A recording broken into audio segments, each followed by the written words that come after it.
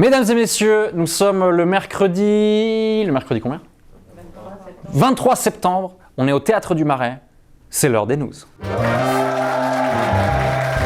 La dernière fois que j'ai fait cette chronique, c'était en mars. On démarrait à ce moment-là, on rentrait dans un climat un peu d'incertitude et je suis très content de voir que ça va beaucoup mieux.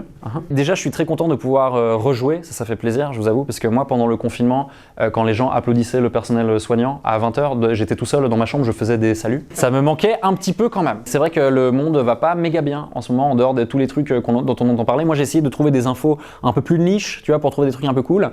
Et je suis tombé sur le fait que ces 50 dernières années, 68% des populations de vertébrés ont disparu.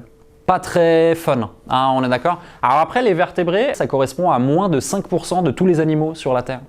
Mais c'est quand même ceux qu'on kiffe le plus, hein, on va pas se mentir. Tu vois, les vertébrés, on s'identifie plus facilement. Tu vois, les vertébrés, on leur parle carrément. C'est vrai, les gens, des fois, ont des conversations avec leur chien, avec leur chat, avec leur perroquet, tu vois. Alors qu'un poulpe ou un lombric, tu lui parles pas, hein, ils n'ont pas les épaules, littéralement. Et moi j'ai envie de vous parler d'un vertébré en particulier, le python.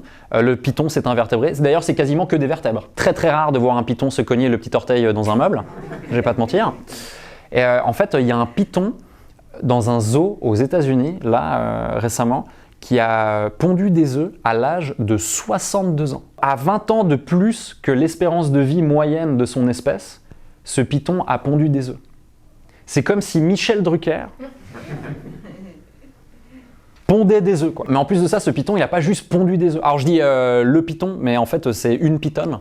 Hein, je sais pas comment on dit au féminin, mais c'est une femelle évidemment puisqu'elle a pondu des œufs. Elle s'appelle 361003. Ils l'ont pas respectée. Au lieu de lui donner un prénom, ils lui ont donné une plaque d'immatriculation. C'est le genre de truc qui se retrouve sur le pare-choc d'une Suzuki Swift. Et donc en fait, elle a pas juste pondu des œufs à un âge déjà certain. Elle a pondu des œufs alors qu'elle a pas été en contact d'un mâle depuis 20 ans. Elle les a fait toute seule. Ça s'appelle la parthénogenèse. C'est très très rare dans le monde animal, y compris dans cette espèce-là. Quand on y réfléchit, parmi ces œufs se trouve peut-être un nouveau Messie. On ne sait pas. Peut-être que Jésus est revenu sous forme ovipare.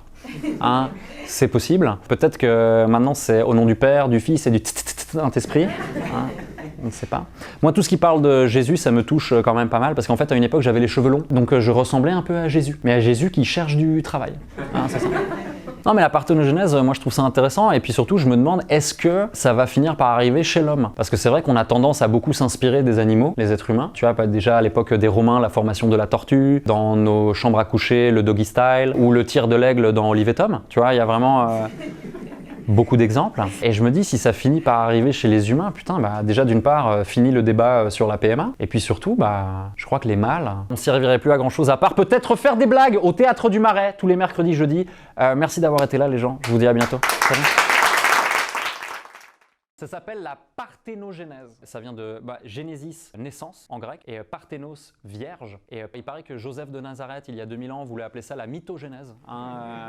C'est un autre concept.